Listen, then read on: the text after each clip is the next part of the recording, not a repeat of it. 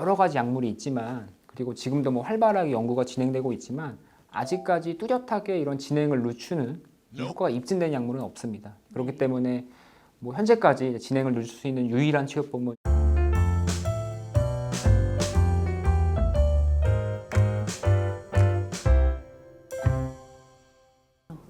검사 결과 파킨슨병 진단 받은 다음에 환자분들이 굉장히 궁금해하는 게 많을 것 같아요. 제 경험상으로는 대부분 이제 파킨슨병이 진단됐을 때 거의 항상 묻는 질문이 있습니다. 그게 바로 뭐냐면은 이 병이 이제 완치가 되나요? 뭐 진행을 늦출 수 있는 치료제가 있나요? 이거는 뭐 거의 모든 분들이 다 묻는 것 같고요. 근데 이제 그런 경우에 저는 이제 이렇게 대답을 합니다. 안타깝게도 아직까지 진행을 늦추는 약물 치료는 없습니다. 하지만 운동을 통해서 진행을 늦출 수 있습니다. 이렇게 이제 말을 하는데요. 그러면 또 항상 또 묻는 게 있습니다. 그러면 이제 어떤 운동이 좋냐, 운동을 얼마나 해야 되느냐, 네. 그리고 좀 더 이제 막 신경 쓰시는 분들은 그럼 식이 관리는 어떻게 해야 되느냐, 영양제 같은 거 먹어도 되냐, 보통 이제 이런 질문들이 제일 많은 것 같습니다. 저는 이제 환자분들에게 딱 두 가지를 강조합니다. 네. 그래서 진단되면은 첫 번째로는 약 잘 먹어라, 잘 복용하셔라.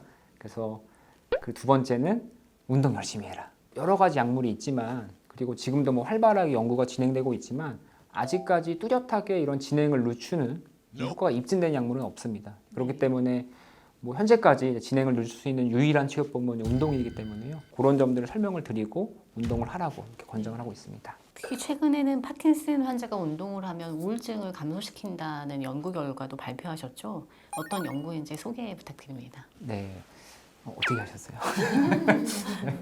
제가 어떻게 보면은 좀 당연한 것 같기도 한데 이제 운동을 하면은 되게 그런 심리적인 부분이 많이 좋아질 것 같잖아요. 근데 네. 이게 실제 이전 연구들을 보면은 이 파킨슨병 환자에서 운동을 시켰을 때 우울 증상을 뚜렷하게 호전시킨다는 이런 연구 결과가 잘 없더라고요. 그래서 저희 연구팀이 이제 파킨슨 환자에서 그런 이제 운동에 있어서 이제 항우울 효과를 지지하는 그런 명확한 근거를 찾고, 또한 이제 어떠한 운동법이 그리고 어떠한 강도가 가장 이상적일지를 찾기 위해서 이전에 발표된 이런 여러 그런 그 임상 시험 결과들을 모아서 이제 메타 분석을 진행을 했었습니다. 네. 그래서 이제 결과를 뭐 간략히 설명을 드리면은 다행히 운동은 항우울 굉장히 이제 효과적인 그런 항우울 효과를 갖는 치료법인 것을 확인을 했고요. 네.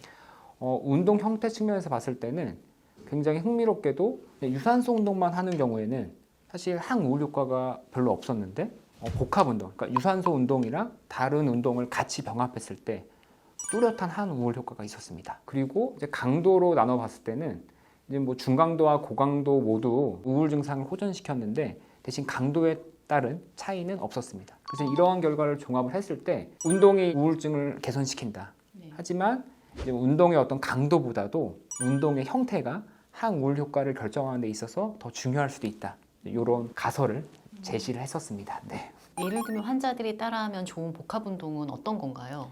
보통 이제 가이드라인을 보면은 유산소 운동은 가급적 매일 하는 거를 권장하고요. 거기에 더해서 근력 운동하는 거를 권장을 합니다. 또 근력 운동은 뭐 매일 할 필요는 없고 일주일에 2번, 한 번에 30분 정도 하는 거를 이렇게 가이드라인 상에서는 제시를 하고 있고요. 그리고 이제 복합 운동 측면에서 이제 가장 좋은 것 중에 하나는 이 댄스입니다. 근데 그 댄스 운동이 유산소 운동 측면도 있고 뭐 밸런스 측면도 같이 있기 때문에 굉장히 그런 우울에 있어서 효과가 좋은 운동으로 잘 알려져 있습니다. 그래도 교수님 구체적으로 어떤 운동을 하라는 건지 알려주세요 하시는 분도 있으실 것 같아요. 네, 사실 뭐 또 가장 많이 받는 질문 중에 하나인데요. 네. 저는 유산소 운동을 제일 강조하긴 합니다. 근데 단순히 그냥 걷는 게 아니고 이제 일주일에 매일 1시간 이상씩 하라고 얘기를 하고, 운동은 크게 이제 두 가지 운동을 하라고 합니다. 30분은 밖에 나가서 빠르게 걷기. 그러니까 뭐 너무 빠른 속도는 아니고요. 네. 보통은 우리가 평소 걷는 속도보다 더 빠르게, 약간 빠르게. 빠르게. 네. 네, 이제 그렇게 걸으라고 하고요. 나머지 30분은 실내 자전거를 타라고 합니다.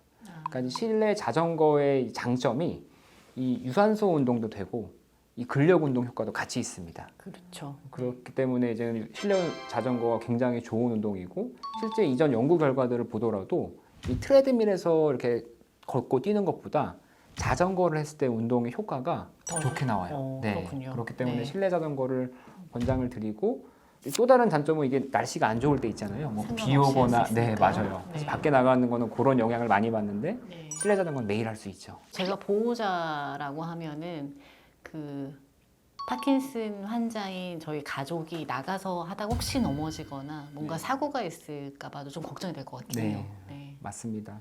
사실 굉장히 조심해야 되는 것 중에 하나입니다. 그래서 밖에 나가서 그렇게 혼자 걷는 거는 중심 기능이 이제 정상일 때 네. 권장을 하고요.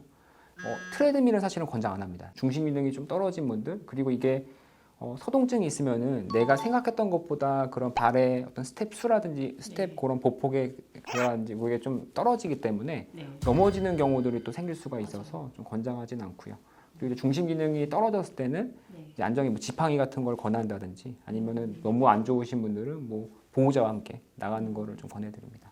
교수님, 저는 약간 특이하다고 생각했던 게 파킨슨 환자들의 경우에는 서동이나 떨림 같은 운동장애가 있는데 운동을 하라고 적극적으로 권하시는 게 어떻게 보면 제일 하기 힘든 거를 하라고 요구하시는 거잖아요. 네, 맞습니다. 근데 그게 또 어쨌든 치료 효과에 도움이 된다고 하는 게 좀 재미있었어요. 환자들이 좀 싫어하지 않나요? 운동하라고 하면? 싫어하는 분들도 계시죠. 네, 싫어하는 분들도 계시는데 대부분은 사실 이거밖에 없기 때문에 진짜 열심히 하시는 분들이 더 많긴 합니다. 파킨슨 환자분들 중에 모험생이 굉장히 많습니다. 그래서 이제는 환자분들한테 이제 운동의 중요성을 강조하면은 이제 대부분의 분들이 굉장히 잘 따라오세요. 네. 제가 하라는 대로 운동 굉장히 열심히 하시고 그 중에 특히 한 분이 굉장히 이제 모험적인 분이 계셨는데 그분이 이제 운동에 너무 꽂히셔가지고 네. 뭐 하루에 6시간 이상을 매일 운동을 하셨던 거예요. 그래서 그분이 어느 날 이제 이렇게 응급실에 갑자기 오셨는데 전신에 힘이 없고 전신 통증이 너무 심하다 이렇게 해서 응급실에 오신 거예요.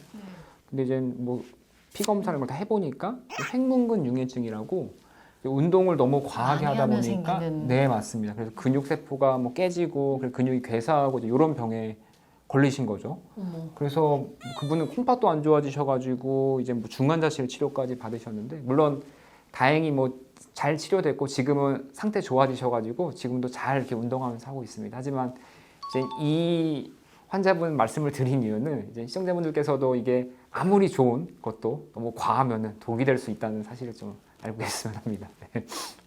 마지막으로 환자분들께 하고 싶은 이야기 있으시면 해주실까요? 네, 일단은 파킨슨병은 사실 관리만 잘하면은 이제 오랜 기간 동안 특별한 문제 없이 잘 지낼 수 있습니다. 따라서 약 잘 복용하시고 운동 열심히 하시고요.